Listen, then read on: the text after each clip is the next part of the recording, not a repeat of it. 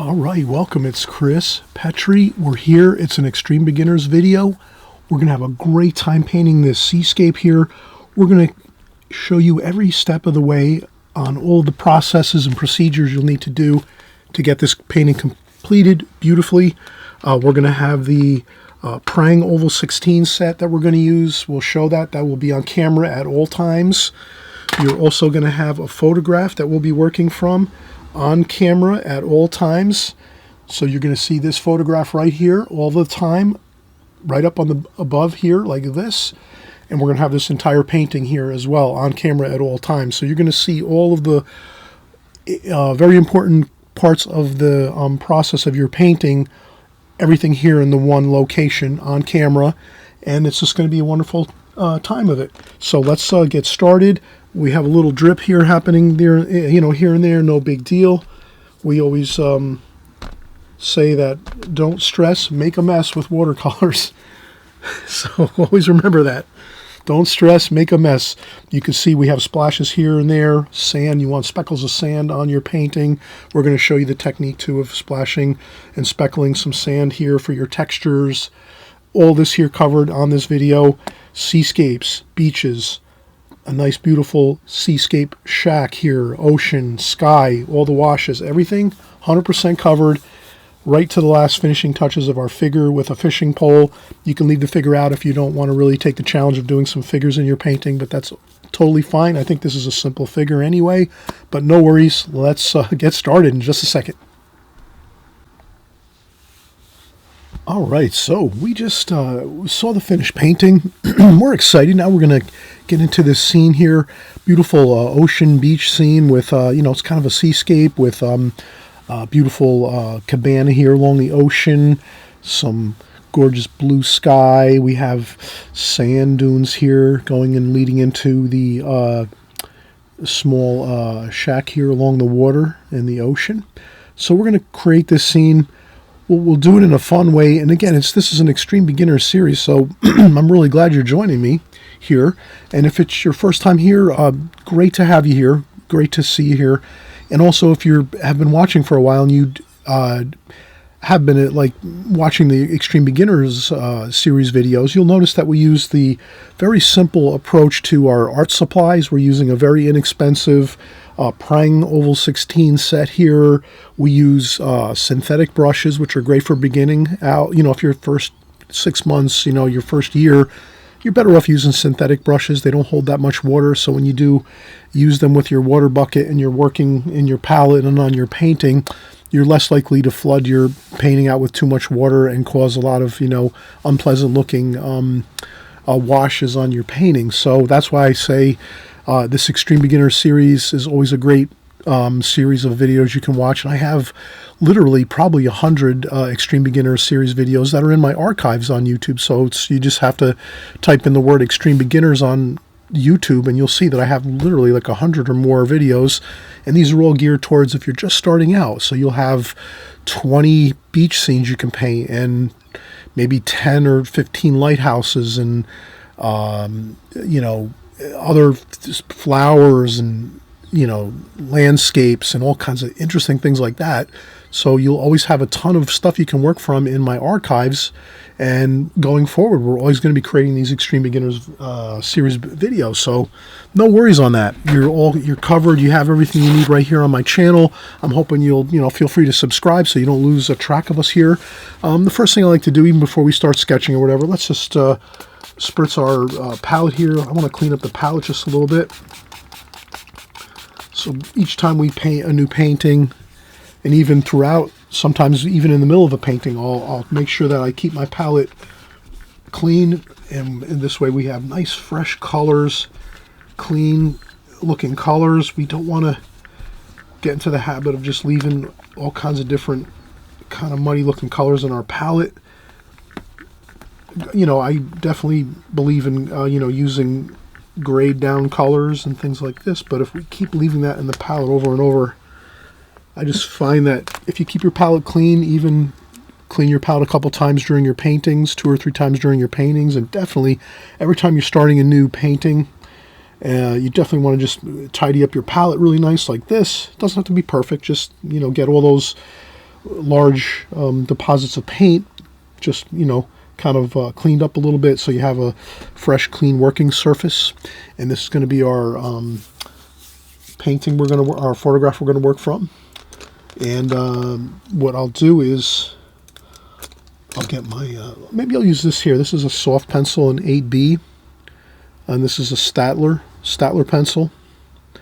So Statler pencils are readily available on YouTube. I have the link down below. Any art supplies you can imagine, if you look in my description below, the description box, you'll see that I have pretty much like 90% of all my art supplies are there. I buy all my art supplies on Amazon. It's real simple. You just order them, great pricing, and they deliver them within a few days or so.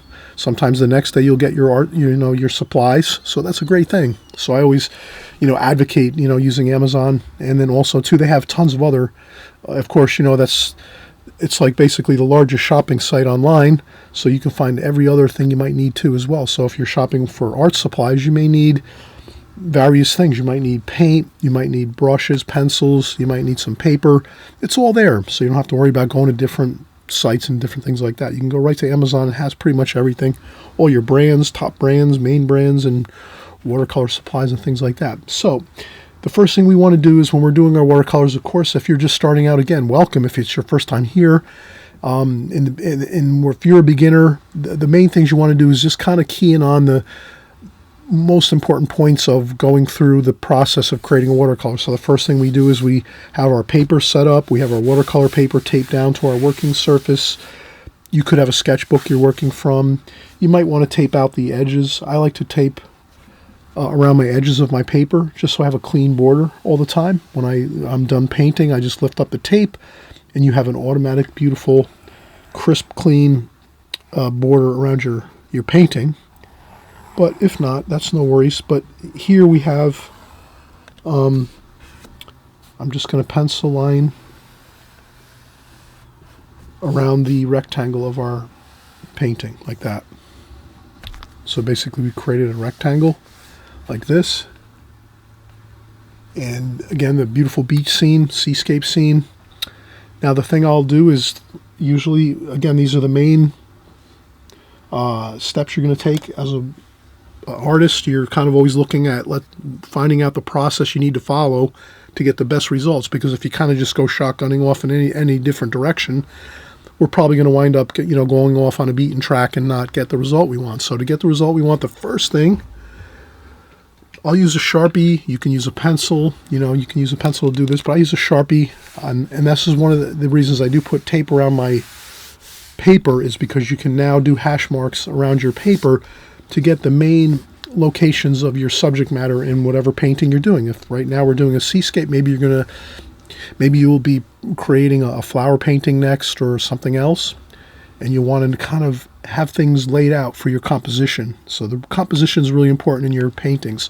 Sometimes what happens is people start out with their painting and they wind up painting just a small little bit of information in the middle of their painting, and then the rest of the paper's all blank and there's nothing there because they started off way too small, or they started out sometimes way too large with something, and then they can't fit the rest of the information in the rectangle.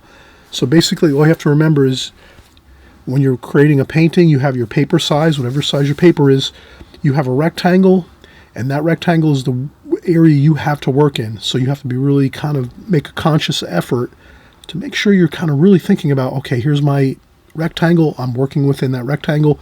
Here, our photograph is a rectangle too, for the most part. It's kind of looks squarish. It's pretty much a square actually, but we're going to kind of, stretch it out a little bit to make it work within this format of a landscape style painting.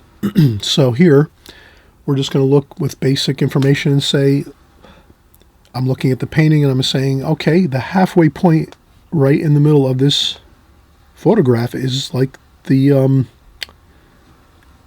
edge of the sand where it meets the water.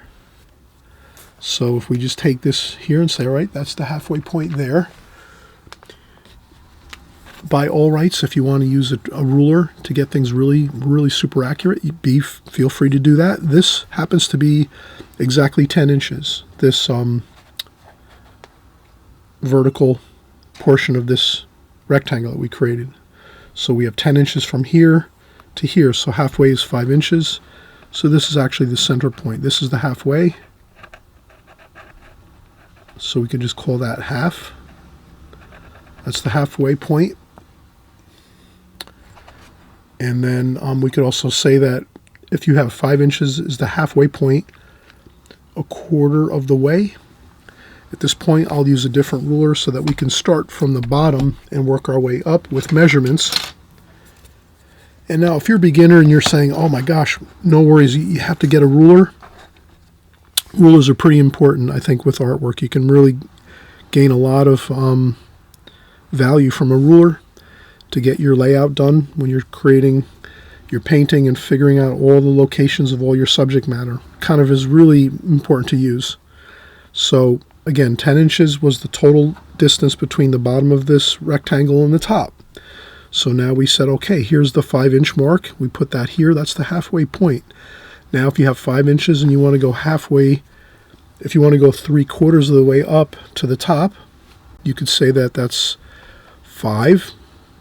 If you want to divide 5 in half, that's 2.5 inches. So you go 1, 2.5 inches here. That's the 3/4 mark. And the same thing down here. If you want to go with the quarter mark on this, quarter of the way up, like a 1/4 cup of milk, 1/4 cup of flour, 1/4 cup of Sauvignon, or whatever, something like that. Recipes. I'm thinking recipes right now in my mind. 2.5 inches is the quarter of the way up this rectangle right now.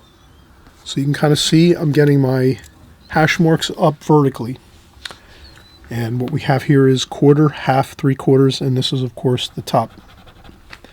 Then when we look at this here, our photograph, we just took this photograph. We did a screen capture off of Google or whatever you like to use for your photographs. So you can use books, magazines. You can use my book. I have a new book out. Down below there, you'll see my book, the link to my book if you want to check it out. I have tons of actually beautiful watercolor paintings in my book. You can watch the 2-minute video. You'll see all the paintings that I have in my book. All the pages of the book are covered in that 2-minute video. So you'll know exactly what you're going to be picking up as far as my book goes. And again, I cover all the information on all different kinds of methods and techniques of painting watercolors in that book. So you'll have a lot of information, a ton of information about my work and how I do my watercolor painting. So I'm hoping you'll consider that to purchase that, because it's a very inexpensive book and it has a great amount of information and tons of beautiful paintings you can copy. And you can do it just like this. You can take my book and take pencil marks and mark up your book to figure out all the different layouts of each of the paintings. So let's keep going here. So then we just noticed that this is the sand here halfway, pretty much. So that's the sand. You can make a nice light line across here. Best thing to do, probably just to go here and say, all right,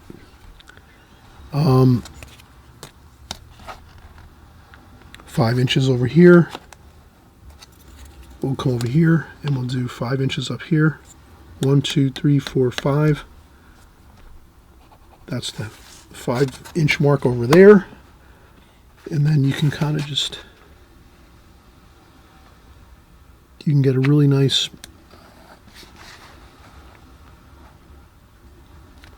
beautiful level mark across your whole painting like that. Okay, so that's that level line across here, which is the edge of your beach where it meets the ocean. Perfect. Now let's take another look here and say, well, what's that distant ocean line? What's that looking like? Is that 3/4? I would say, yeah, it kind of looks like 3/4. You could measure it too with your photograph. You can always take your ruler and measure some information here on your photo. So if that's approximately 2.5 inches. So 1 inch is 2, so it'd be 1 1/4 inches. So 1 1/4 inches is halfway. That's about 3/4. Maybe a little bit less than 3/4. So we'll go a little bit under 3/4, and we'll make our ocean, the distant ocean horizon line right across there. Can you see that? Right there across that darker line, that's the distant ocean. That's what we're going to want to key in on next. Let's measure it. I'll come over here. Again, I'm using my ruler to kind of keep things pretty accurate. So that's 2 1/8 inch. And I'll come over here and just make the same mark.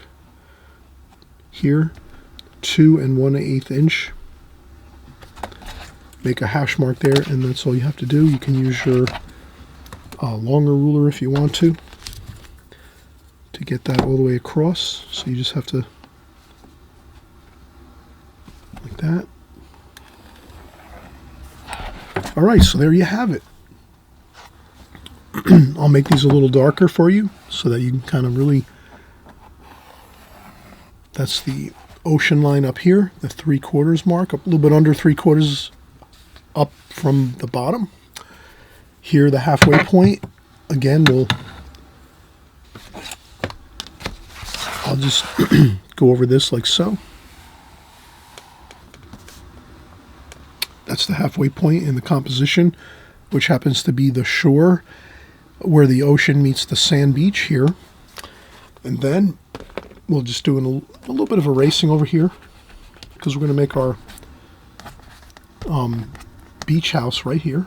So we'll just erase that line a little bit here.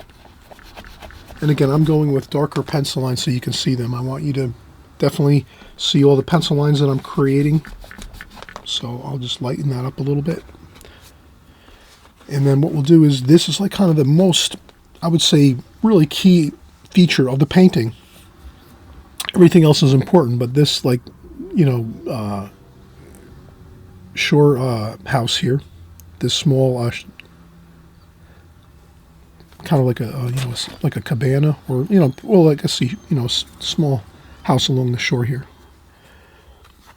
We're going to just notice that it's about 1/3 of the way across the painting. So that's about 1/3, 2/3, 3/3. So if you look at your painting, 1/3, 2/3, 3/3. So now what I'm doing is, I'm not relying too much on my rulers and my hash marks, because once you get used to using your hash marks and your ruler, eventually, after a certain amount of time, depends how much you're working, but you'll just sort of get the feel for this so that you won't have to always be using your rulers and things like this. You'll be able to just kind of do this where you say, I can kind of just see that this is 1/3 here, 1/3 here, and 1/3 here. So eventually you get used to it. You won't have to use the rulers all the time. But I use them in the beginning because probably better to start out with your rulers, measuring, getting things just right, and then eventually you'll just kind of have a feel for it. You won't have to worry about it and think about it too much. You'll just be able to kind of see the divisions. So again, 1/3 of the way across, if you wanted to measure it, that's fine too. You can take your ruler and you can just say, okay, how wide is our rectangle? 13 inches. Well, half of 13 is 6.5, halfway. How about 1/3? So if we have 13 here, what do we have for our picture? Actually, 3 inches. So 1 inch is 1/3 of 3 inches. So if we have 3 inches across here for our photograph, and this small sea shack here is 1 inch, that means it's 1/3. So we take this and say, okay, what's 1/3 of 13? So let's break down 13 3 times. 12 would be 4 inches. So 4 inches times 3 is 12. We need to go a little bit beyond maybe. So let's say 4 1/4 is close enough. And there we have it. There we have 4 1/4. That's going to be where our shack is here. And we're going to come up here like this and just do this here. And then we're going to do the roof of our sea shack here. And it's going a little bit like so. And then it goes this way a little bit like that. And then it comes up this way like this way like this, and like that. And this like this. And like this.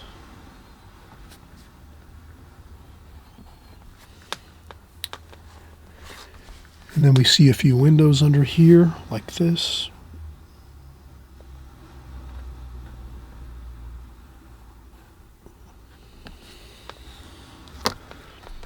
It looks like another window over here.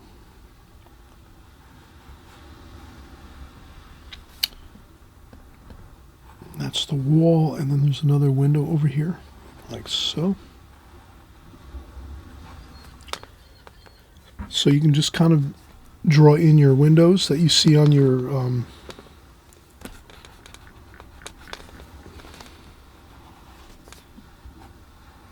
our shack along the shore here.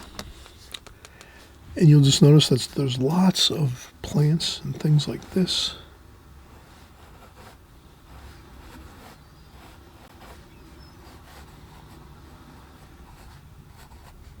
So now I'm doing some quick sketching of plants. Then I'm looking over here and saying I can see a lot of sand up here, and then I see the bits of weeds and grass and things like this and foliage across here. And then it kind of goes up and it goes above the area where the sand meets the ocean, up this way. Okay, like that. Simple enough.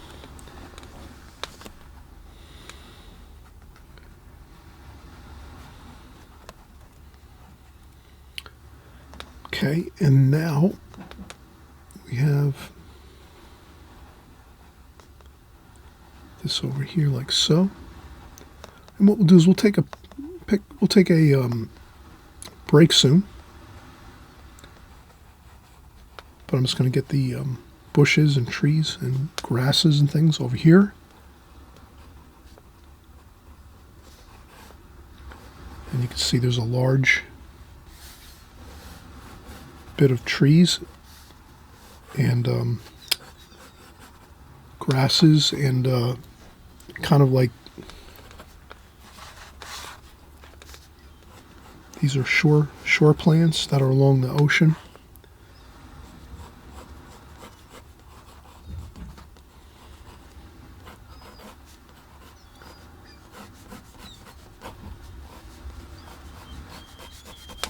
So you just make indications here of the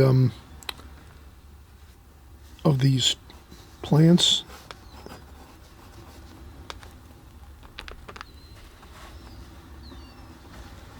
A lot of these are palm type plants here. So I want to get that sand going through here. So let's do that. That's going to be that little bit of sand you see here, right through there, that white bit of sand. We want to have that in there.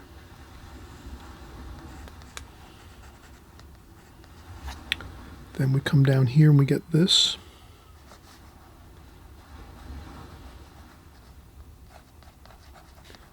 Just some indications of plants like this. We're going to paint those in.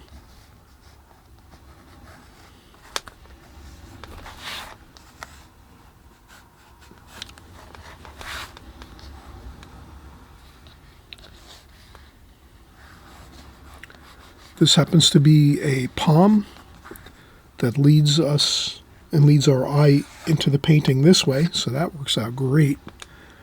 And this here is the, I would leave an opening here, maybe down to the beach. I think that would be kind of good to do.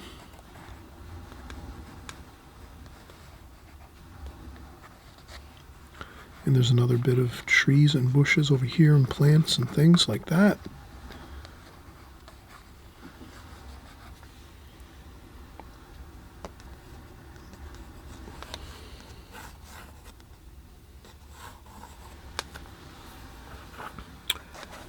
So you kind of see how we developed everything.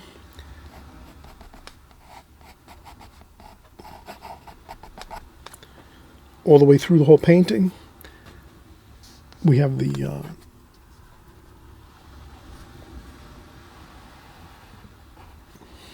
I just wanted to make that a little bit further out there.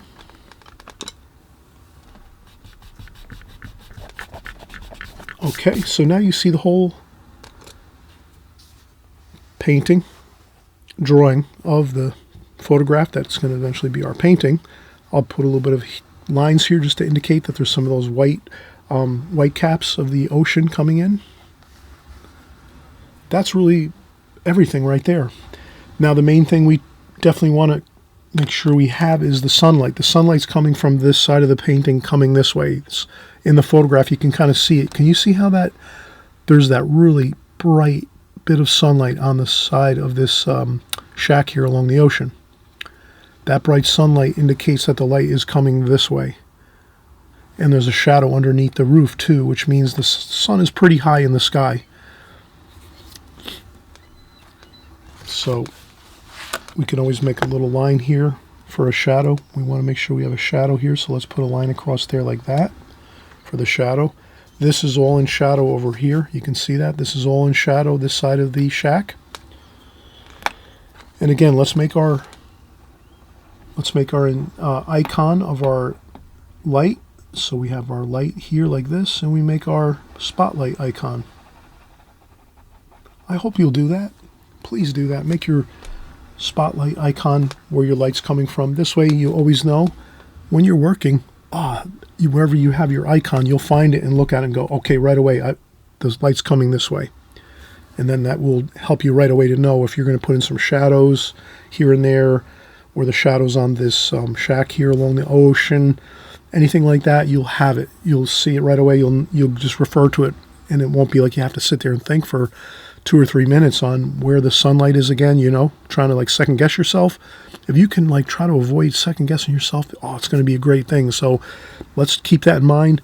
These little things like hash marks to find out where our main points of interest are on our composition are critical. The light insignia, our light icon, that's critical to your composition and when you're doing your drawing to start with. And then once you have the pencil drawing done and you have your layout correct with your hash marks, then you're really in perfect shape. When you go in to do your painting, you'll just have everything all set up perfect for yourself, and you can just go in and relax and paint the painting. And you won't have to be, really, again, scratching your head in the middle of your painting on what to do. You'll already have everything set perfectly the way you want it the first time, and that'll be it. So right now what I'll do is I'll just do a little bit of erasing here and there. I'm just going to erase a few lines because I do the dark lines so you can see them, and I like dark lines and lots of pencil lines in my paintings anyway, so I'm fine with that. All right, let's come back and start the painting next. Hope you're enjoying this so far, and again, if you feel free to subscribe if you haven't subscribed before, especially if you're brand new here. This way you can follow along. We're painting week after week, month after month, and year after year here. We're creating new paintings all the time for beginners. So that's something I'm really always interested in, is making sure I'm creating paintings that are for people that are just starting out, or maybe in their first 6 months to a year of watercolor painting, or if you're coming back from painting and you haven't painted in 20 years and you want to start again. It's a great refresher to kind of start with the fundamentals again, using simplistic supplies, a really inexpensive palette, some simple brushes to use, and just starting from there. And then you can work your way up and do some more fancier palettes and better paints and better supplies once you kind of get rolling again. Or if you're just starting out, you definitely want to start out really humble, start out with some inexpensive supplies. You can also buy expensive supplies if you want to. It depends on your budget, but in any case, it's never hurts to just start out with simple, basic supplies that are inexpensive, because you never know too. You might want to start doing like oil painting, and you might, or acrylic painting or something like that, or sculpture. You might decide maybe this is not for you, watercolors, and you'll have other things you can do too. There's tons of other art endeavors you can go into. But in any case, let's get started with the painting next, and we'll have a lot of fun. It's a beautiful scene here with the ocean, the greenery, the shack there with the beautiful sunlight just cascading off the side of that shack there on the side of the painting over here on the left side, and then all the beautiful sand and a little bit of crashing waves coming in. We're going to have such a fun time doing this, so let's get started. All right, so let's get ready to start the painting here. I just wanted to do maybe 1 or 2 things here. I wanted to make sure that I have this over here kind of set. The palm plant over here, I just want to make sure I have enough of the sketch in here that I can kind of work from that. All right, so that looks good. That's right where this palm plant is here. It's like a small palm tree. here, and then there's another one over here. So I have these in, that's good. And there's another one over here.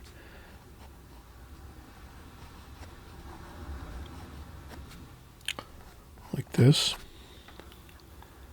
Okay, everything else looks pretty good. Let's do a figure or two maybe in the foreground here. I think that would look kind of good. So maybe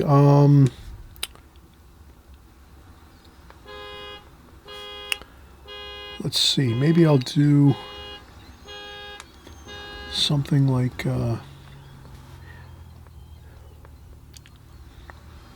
maybe two people chatting, or maybe just one person here. Let's do maybe one person.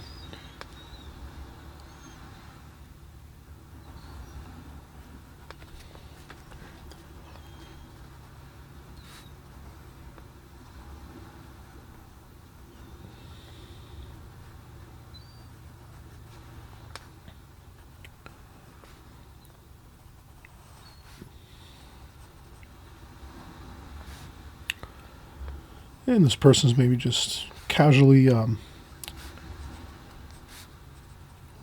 standing here along the ocean, the beach sand here.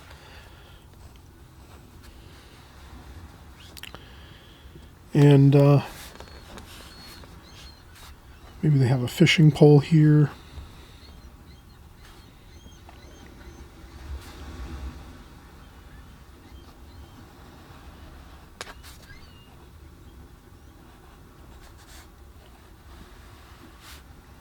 Like this. So they have a fishing pole.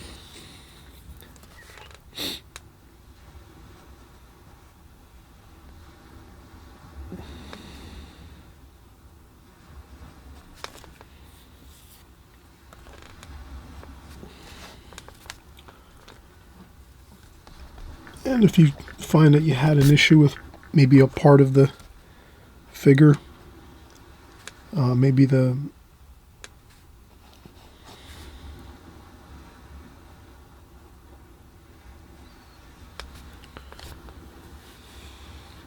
don't really fuss too much over the figure, you know, or if you want to leave out the figure, that's fine too.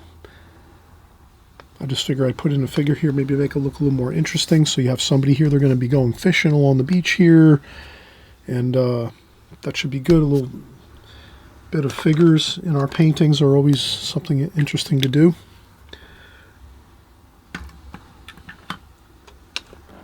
And we could also maybe put you know, another figure if we wanted to somewhere. I wanted to leave that little bit of that little opening in the beach over here. And this is the beach sand here. All right, now next thing, we have our brushes. Let's get some of our brushes we use for the Extreme Beginners series videos. We're just using, again, a lot of the we use always the Prang Oval 16 set. It comes with a brush, a round brush, really nice brush, stock brush, good for smaller paintings or fine details. Then we have some flat brushes here, synthetic, and then we have also synthetic round brushes, detail brushes, and the Simply Simmons number 9, which is great for details too as well. So you have a selection of brushes. Again, all of these art supplies, these brushes are all below in the comments section. Links to Amazon, you can purchase them. These brushes here, the Princeton brushes, are come in a pack of like a set of 6 brushes, maybe 3 square brushes and then some round brushes, the Princeton brushes. So you'll always have good selections in my list below. And Princeton brushes are fantastic for starting out, maybe $10 for 6 brushes. That's a great deal. All right, so let's get started. I think what we'll do is let's start out with a large brush here. This is a 1-inch brush, 1-inch flat brush. And we're going to have to move this here. Let's maybe see if we can move it over this way, maybe a little bit. Okay, that's all right. I think that's good. We'll spritz our paints.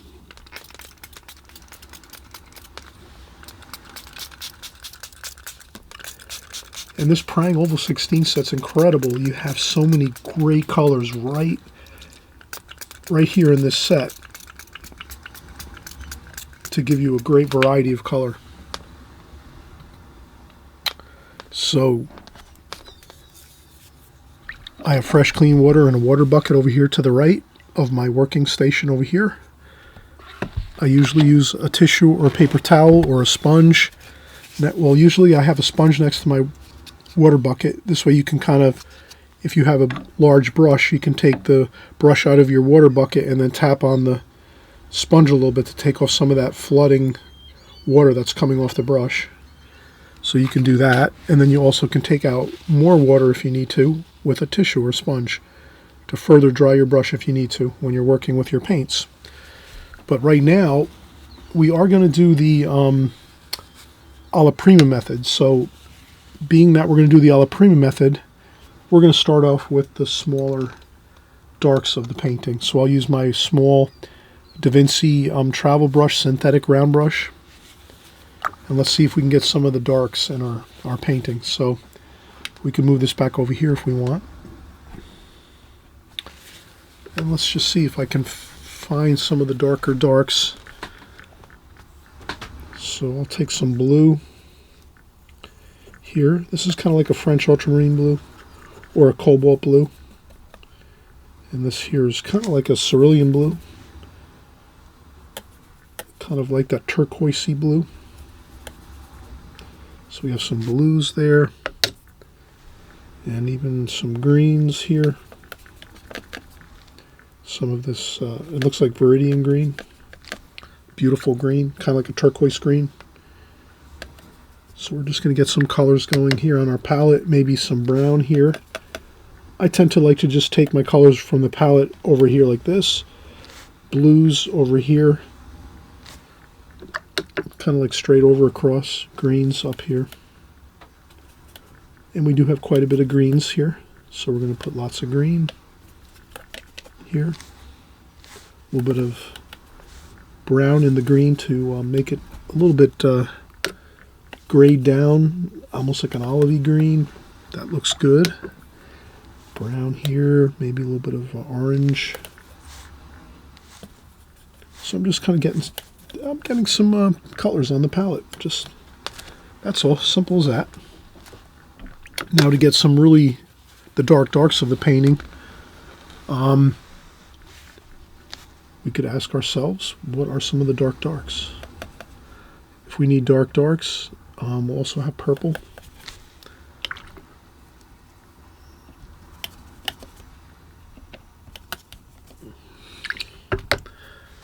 Okay, so some of our darks are blue and brown. Makes a great dark.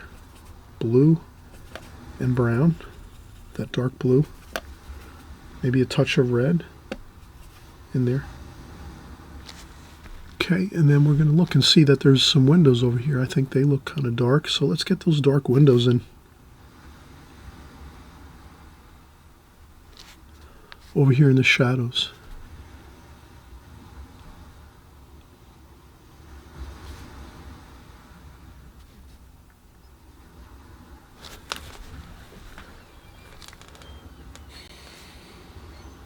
And this looks pretty dark too, this window over here.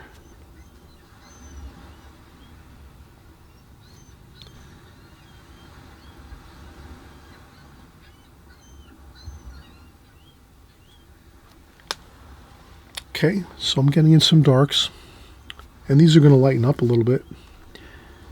And we could also add some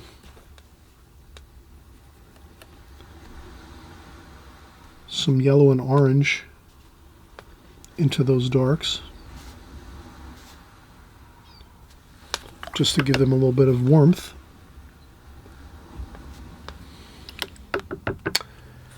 And then let's do our figure. Why not do our figure? Light's coming from this direction, so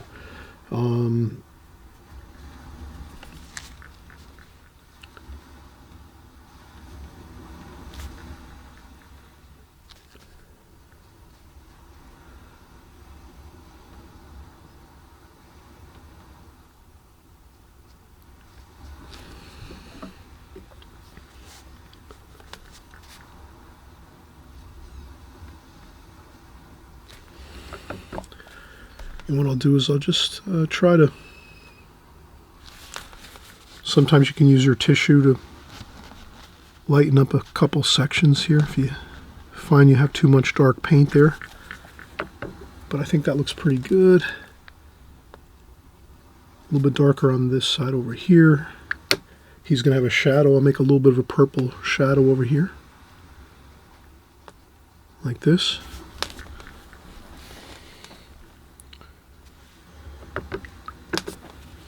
And he's got kind of a yellowy orange shirt on, so I'll put that over here like so. And then it's a little bit darker on this side over here. Shadow side. And maybe a little bit of a red complexion. I'll put that over here.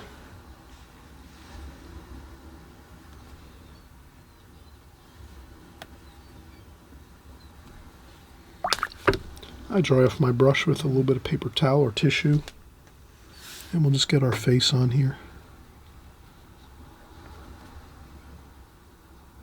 Okay, so we have some flesh tone. That might be a little bit too red. We need a little more orange to that flesh tone. We have his hands over here.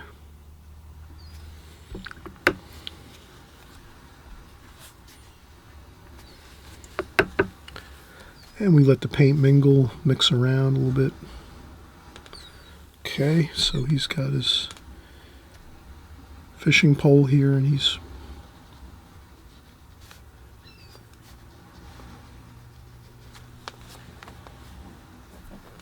a little bit of a darker shadow there.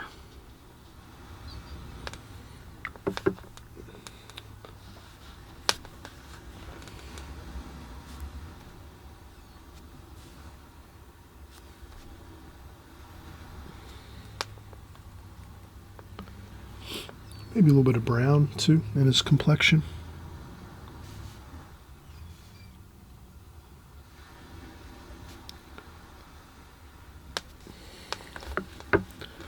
And don't worry about it if you have too much water on the paper. You can always blot up a little bit.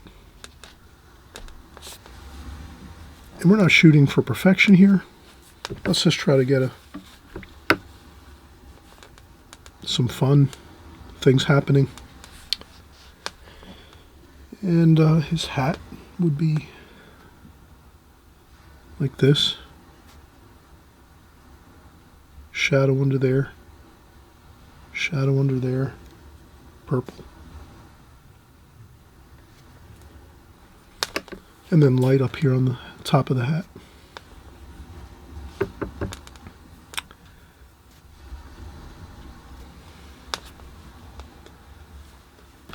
And again, don't worry about it. If you don't feel comfortable with figures in your paintings, you don't have to put them in.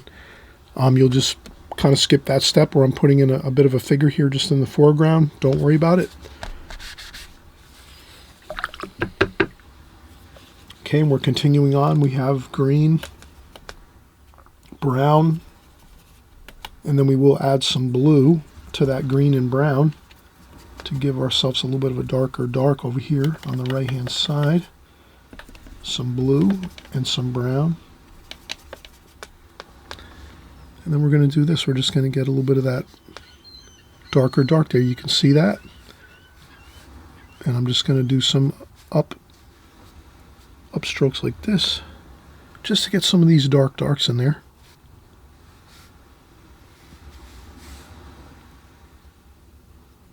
And a couple of turns like that.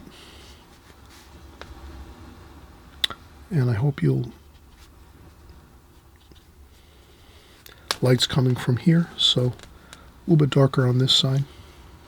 A little more light on this side of the plants and things. And over here too. This might be a little more blue over here. So you can take a little bit of green and mix it over here with the blue. And we're trying to, I'm going to splash a little bit here. I'm going to try to make some a little bit cooler looking weeds or I should say palm plants over here. And these are darker on this side over here. Like that, and there's some shadows obviously. So these plants have some shadows next to them. On the right hand side, again, the light's coming from this direction, so you can just automatically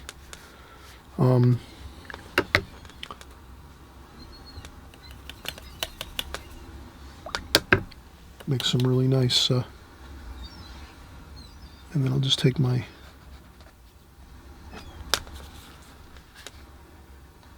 okay, and some of this over here.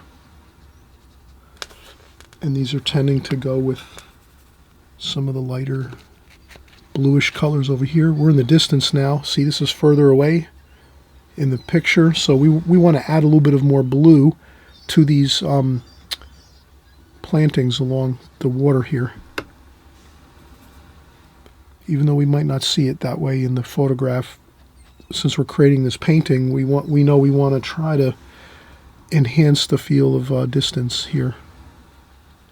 So if we make this a little more blue and add more blue to the wash, to the colors, we know we'll have that effect working in our favor, and that's what we're going to do. Okay, and we also have over here, maybe it's getting a little bit more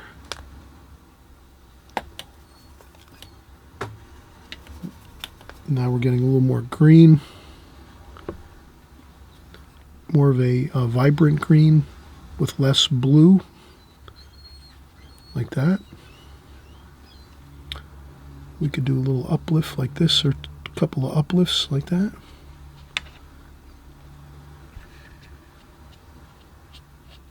Here and there. A little bit of green there, a little bit of water. A couple of splashes here and there.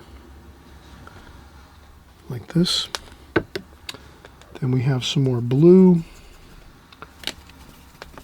and green and brown. Make ourselves a good dark green. And then we're going to have some of this over here, which is kind of like this branch coming out.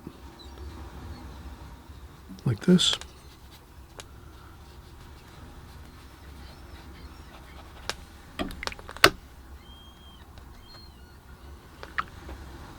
A little bit of orange.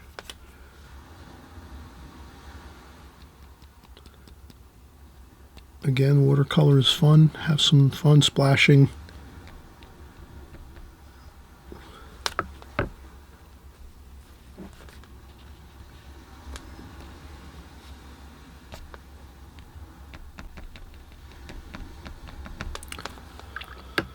Okay, so you have some angles going this way into the picture, so that's why we put this, we have a little bit of a palm branch coming in the picture this way, and we did the same thing, bring that palm branch in like this.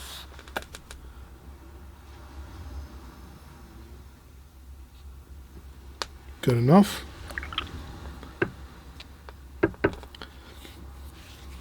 Okay, and then we have a few more palm branches over here.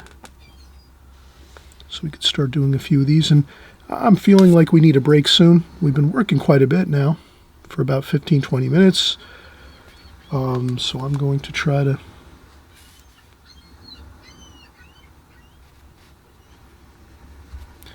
get some of these palm branches in here this way, like that. A couple of uplifts with our brush like this.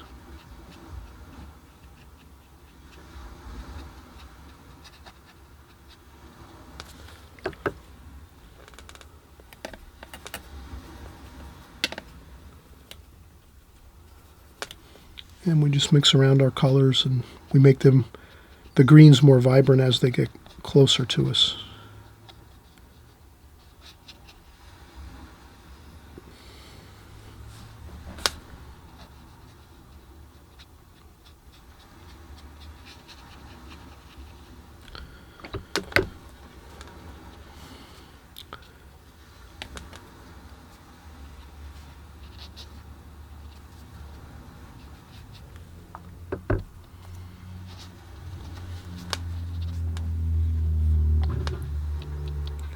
and I'm using this smaller brush. You could move up to a larger brush if you want. This is the Simply Simmons number 9. This is a little bit larger for the round brush. You could go with a little bit of a larger brush here. Easier to cover more ground quicker. But definitely, and I would mix up lots of mixes of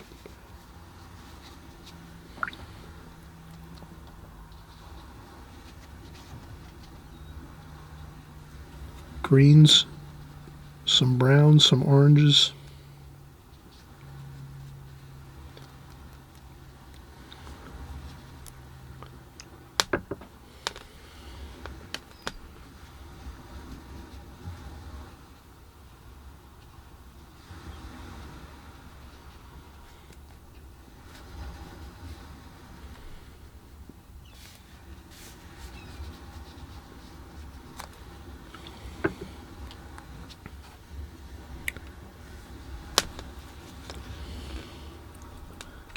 All right, let's take a break. We have plenty of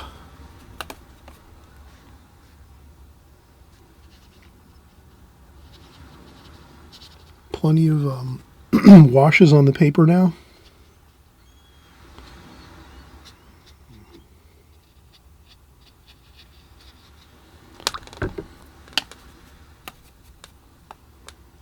Some splashing along here.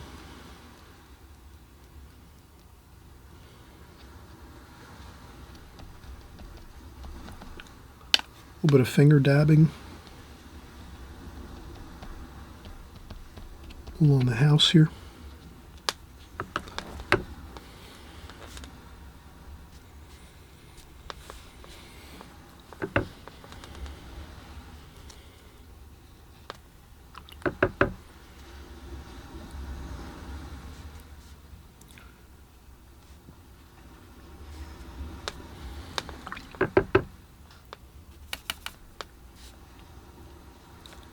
Shadow underneath the house here.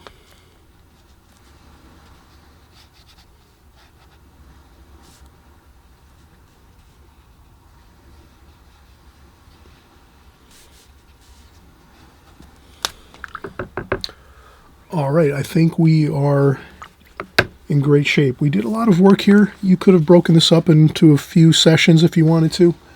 I think usually I take breaks every 15 to 20 minutes, but you do what you feel is the best for you.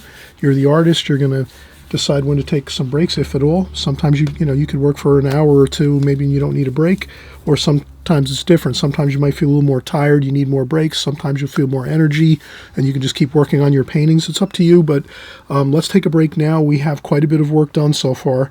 We have a lot of those grassy areas in with some of these palm plants here. We have some more palm plants that we're going to want to do over here, some of the details of this palm plant here, but we're going to keep it loose, fun, and we'll be kind of finishing up probably within the next 20 minutes to 30 minutes. I'd say the next half an hour we should have everything completed. This is the more challenging areas, doing all the grasses and the weeds and the trees and things, and the figure, if you decided you want to do the figure. But then other than that, once you're done with this area that we've done here with the green of the grasses and the weeds and all of that, and the dunes, we're going to leave pretty much this all white paper. Then we're just going to have to contend with the ocean and the sky, and I think we'll do it real simple. Keep it like a simple looking painting, really nice, and just keep everything kind of minimal when it comes to the sky and the ocean. And so this is more or less the more detailed area of the painting is the foreground here, where we have all of the shack and the figure and some of the plants and all of this. Okay, so we'll come back and continue working on this. We'll be right back in about 2 seconds. All right, so we are really in great shape here. We're kind of moving right along. We have our foreground and our middle distance here pretty much covered. We have our grasses and palm plants here really in great shape. We'll do a little more detail work over here, and I think we might get a little bit of a wash on this roof over here. Let's do that first. Maybe we'll get a little bit of a wash, a grayish wash here on the roof. We kind of see it's a little bit, it's not really super light, so we can kind of get a bit of some wash on this here.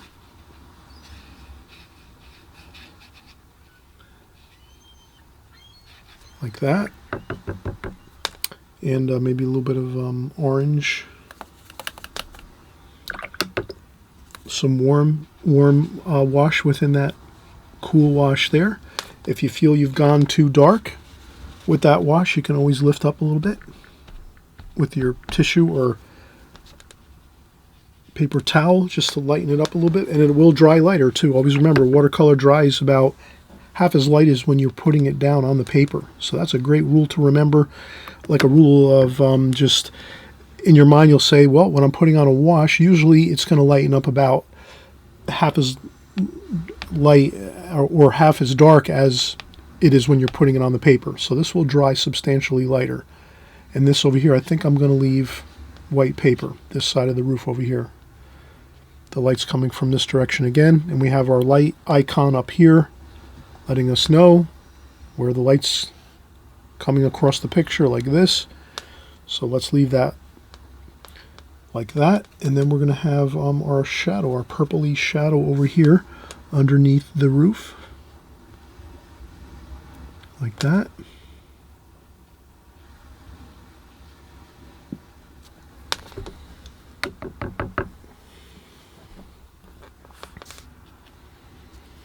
And a little bit of purple over here too. Let's get some of that purple,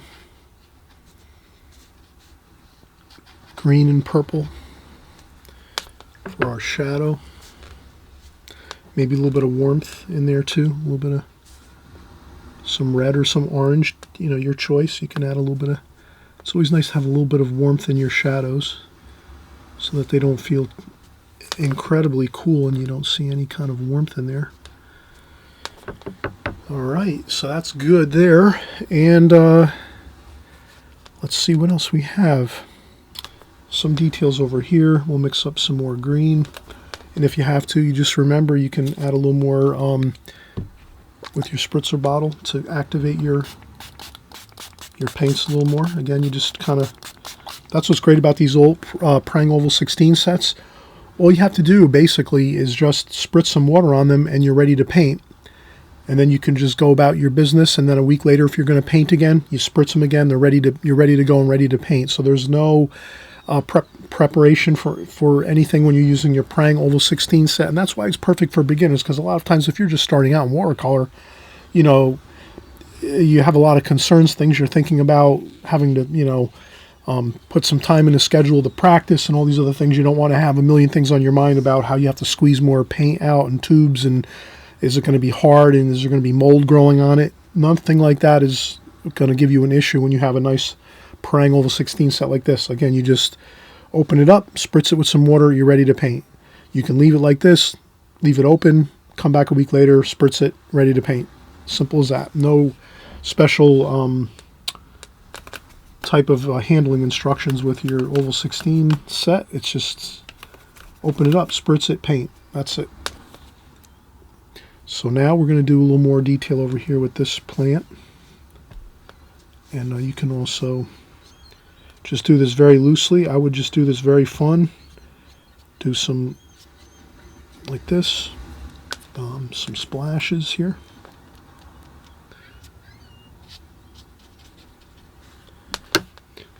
I would do a little more blue over here. I would make it a little bit darker under here. There's some shadow. Like this. A little bit of purple in there.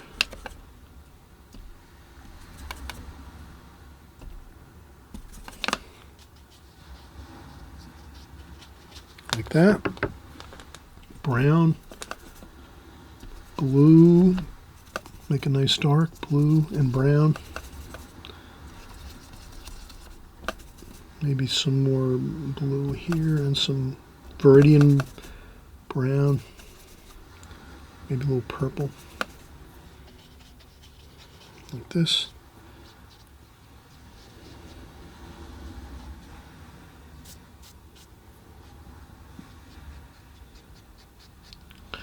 And when you get close here like this,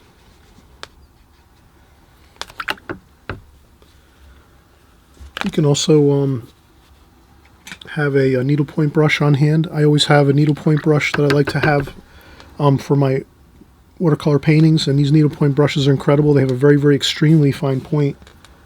And then you can come in and take some of these fine points and just really, especially in the foreground here, where you can have some really nice details for some wisps of grass. And we will do some over here too, like this. And you can also get some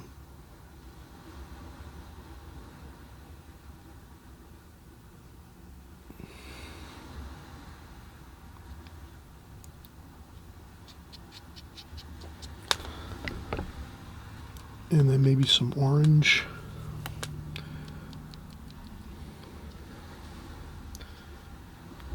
Let's put some orange paint in there, some yellow. Same over here. Again, if you're going to do a little bit of adding in of colors, please add it in everywhere else.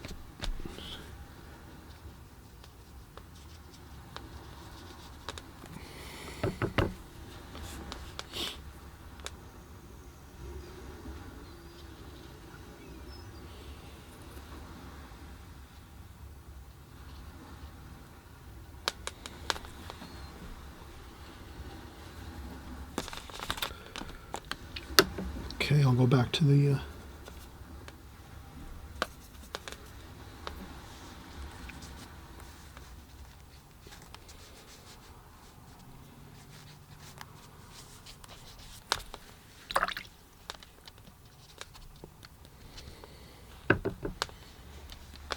and this makes for a nice anchor to the painting over here on the left-hand side.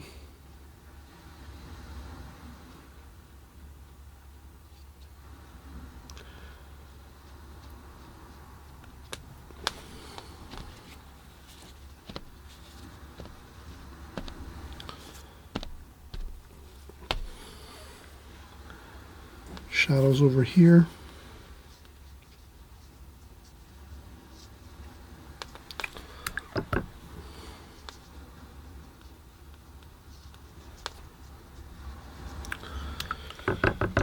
Okay, and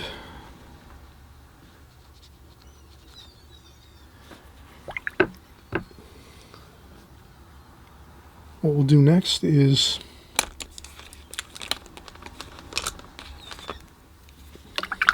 change our water. You can see how muddy this water looks at this point.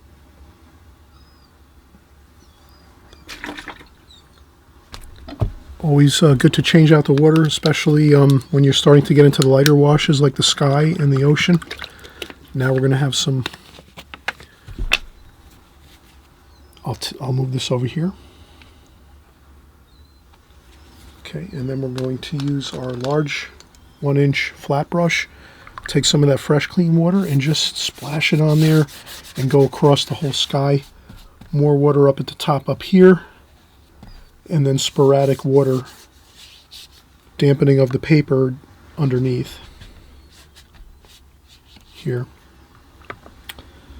And then we'll just take some of the blues here and purples, and this should be fine.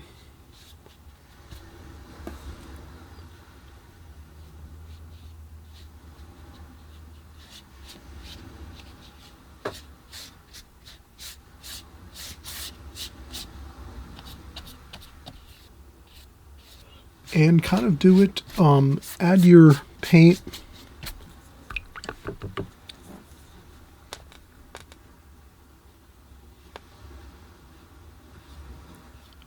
I think I would add my paint in this part here.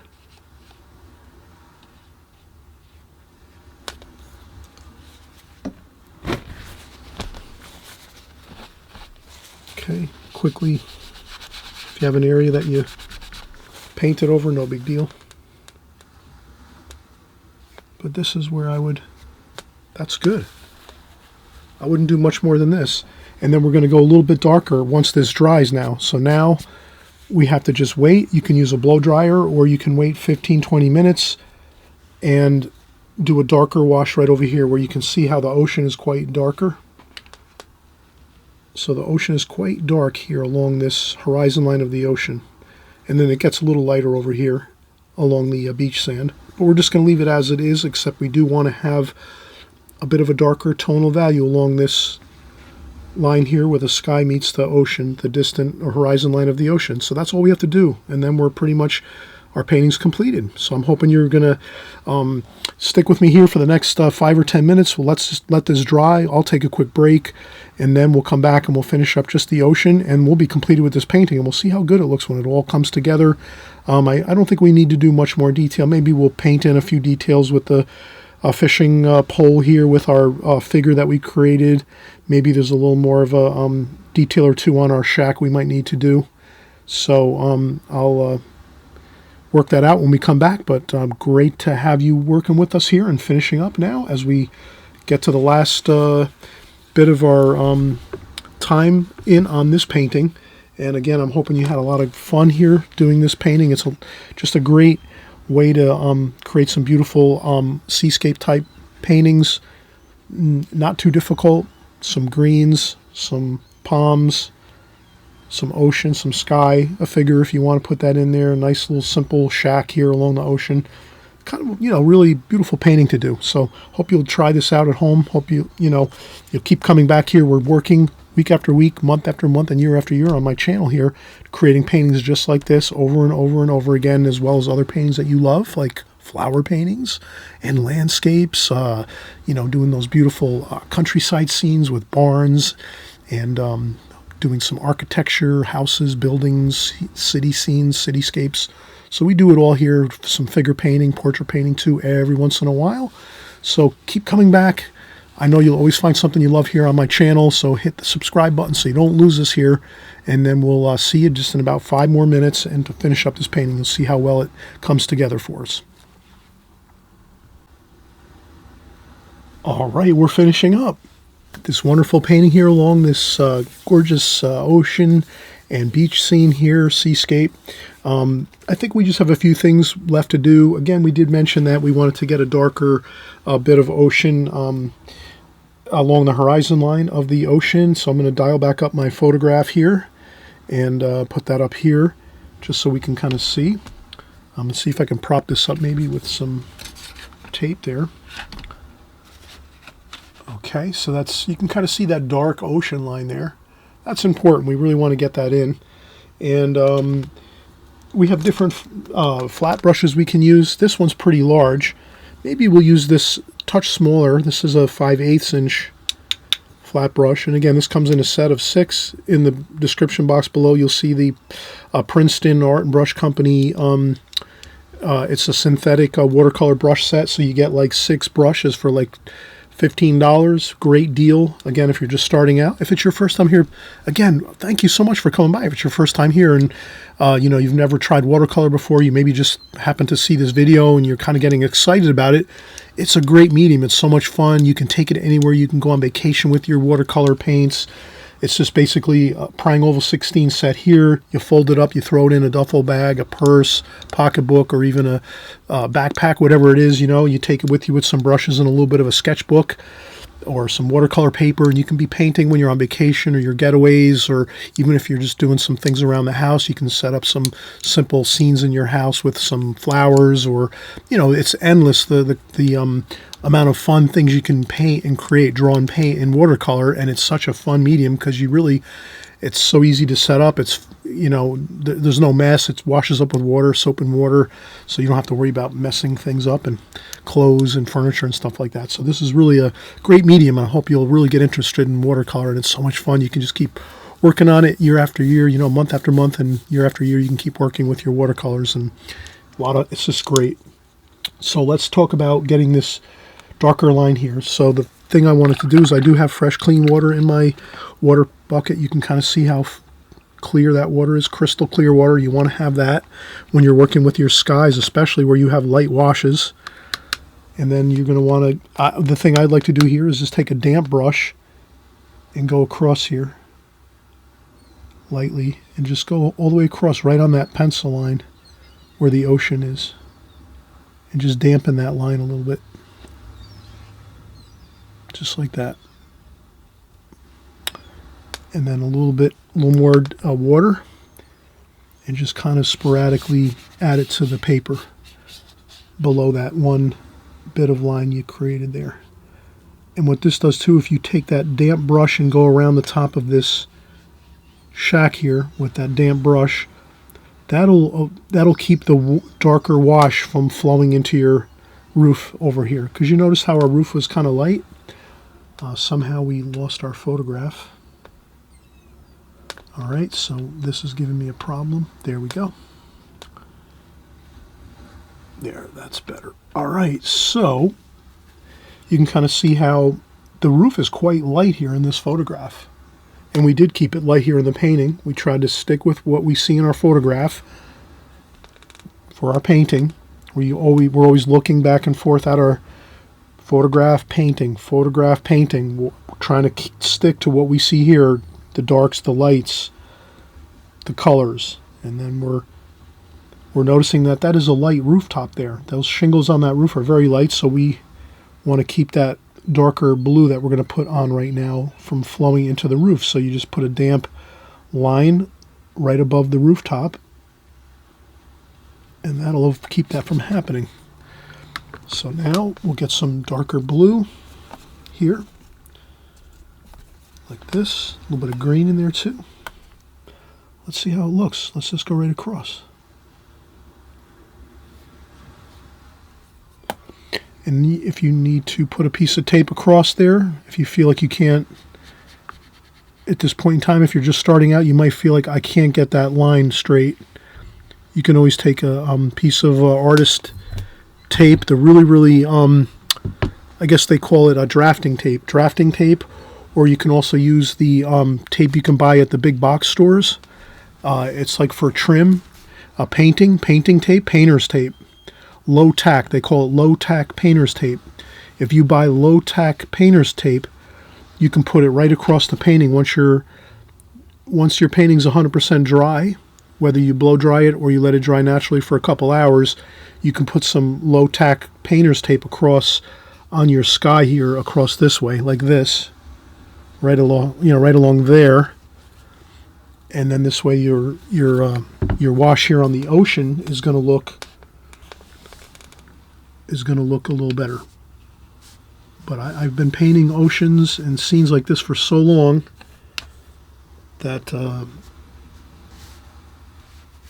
I'm okay with painting something like this and not worrying about it. But that's I'm not trying to brag or anything. I'm just saying I've done it for so many times that I can paint that straight line across there. Okay, and that is... And no worries if you go over a spot. Take some tissue or paper towel and lift up. And you can always go back and we'll show you how you can add a little bit of white paint to correct some spots here and there. Okay, so that's it. We are good. Look at how good that looks.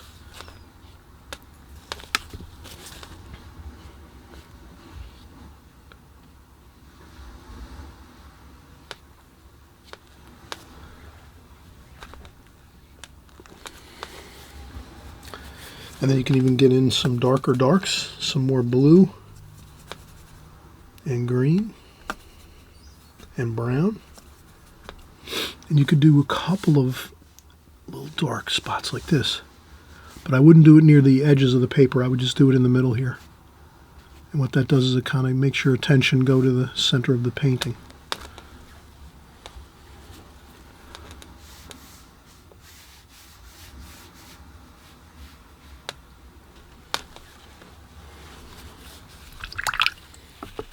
Okay, now the last thing we'll do is we will take a little bit of, let's see, we'll rinse off our brush really well. We'll take our titanium white paint in the tube here. So this is titanium white tube of paint. And then we'll put a little bit of orange or yellow and orange in the top of the paint to make that paint a little bit warm, the color of the white. Because usually titanium white's very stark white. It's not really cool or not really warm looking. It's kind of just straight white. So since we want to make this a sunny, warm feel, we'll add a little orange and a little yellow to the top of the tube of paint, like that. And then we could take that and put it aside, wipe off that white paint off of our brush like that. And we can go back in and we can use a smaller brush. Maybe I'll go back in and use my travel brush like this. And we can do a couple highlights. So we can try to look around, say, do we need any highlights anywhere? We wanted to fix this a little bit, I think.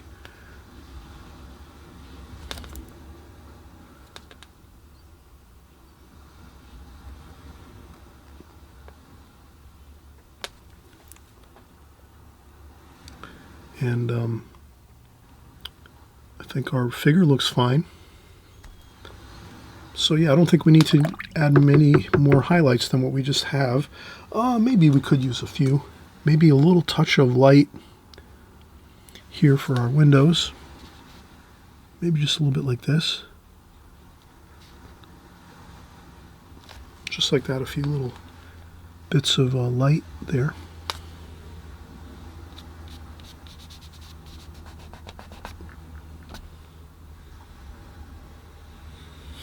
Same thing here.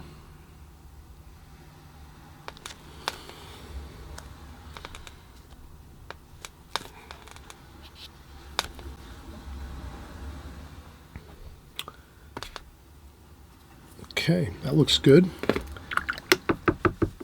And then I also noticed we need a little bit of shadow over here. Some purple. For our fishing pole here. So his pole is here, like that. And when you add some of these shadows like this, it really makes the painting look like very true to life. So we put that shadow in there for that fishing pole. That looks great. We'll add a little bit of brown to our green and our blue, just to make some, and we'll dry off our brush a little bit, and we'll just maybe,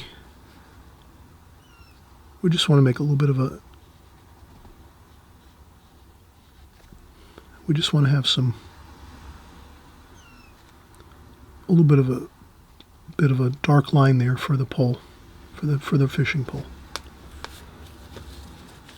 And then we can add a little orange or something. You could add a little pop of color if you want.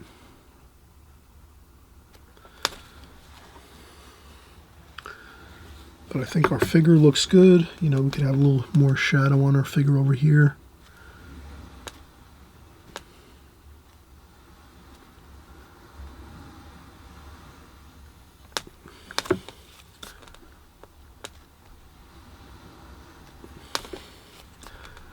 So I'm just adding a touch more of shadow.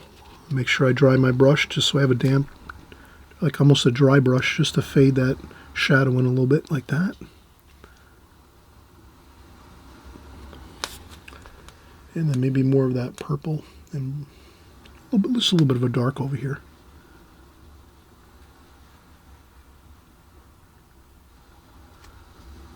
Like this.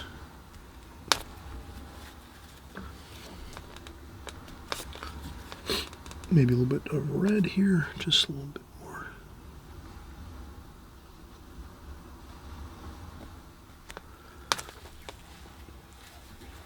All right, so I don't want to go too much more with our figure. A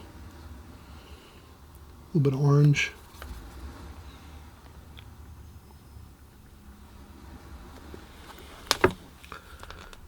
Just a little more there.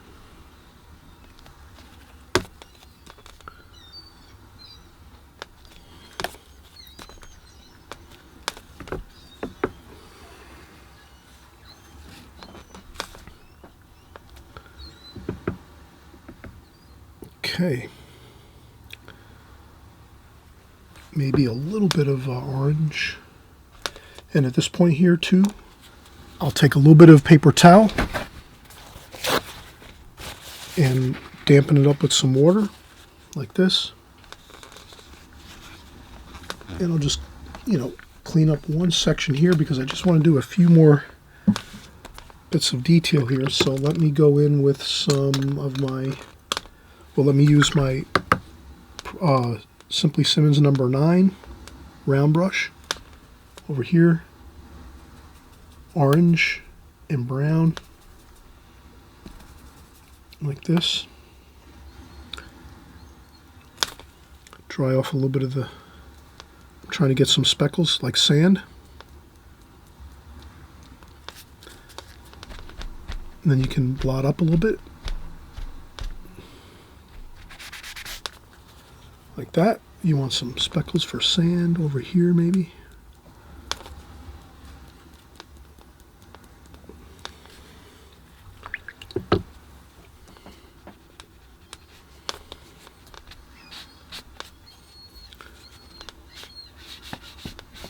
Sometimes I'll do this a little bit just to check to see if I can get any.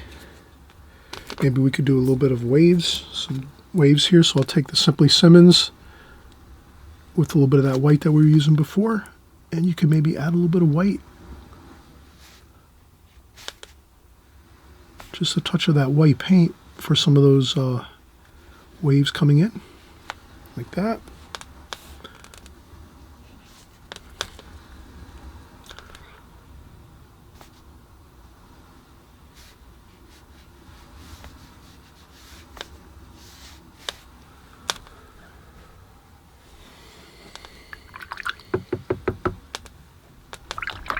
And I call that complete. All right, so we had a wonderful time, a lot of fun. Thank you for coming along here and painting with us. We have a lot of fun with our watercolor painting here. And again, I always say that we get together once a week. I think I'm just going to maybe fix that one spot there like that.